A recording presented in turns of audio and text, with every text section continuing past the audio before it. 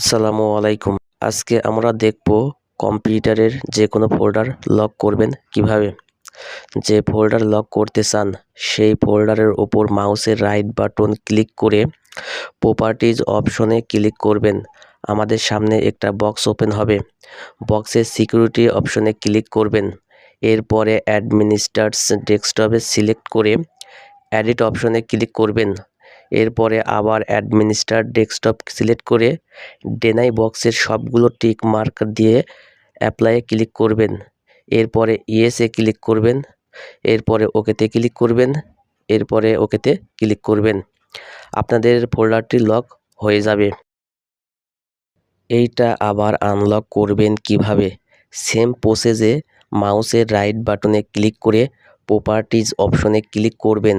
একটা box open হবে, সেখানে সিকিউরিটিতে ক্লিক করবেন।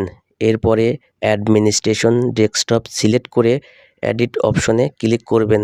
এরপরে আবার অ্যাডমিনিস্ট্রেশন ডেস্কটপ সিলেক্ট করে ডেনাইয়ে সকল টিক তুলে দিবেন। এরপরে ওকে, তাহলে আপনাদের ফোল্ডারটি আনলক হয়ে যাবে। আপনারা যে কোনো ফোল্ডার লক আনলক করতে পারবেন। ভিডিওটি ভালো লাগলে অবশ্যই লাইক, কমেন্ট এবং শেয়ার করবেন এবং সাবস্ক্রাইব করতে ভুলবেন না। তো ধন্যবাদ সবাইকে। দেখা হচ্ছে নতুন কোনো ভিডিওতে। সে পর্যন্ত ভালো থাকবেন, সুস্থ থাকবেন। আল্লাহ হাফেজ।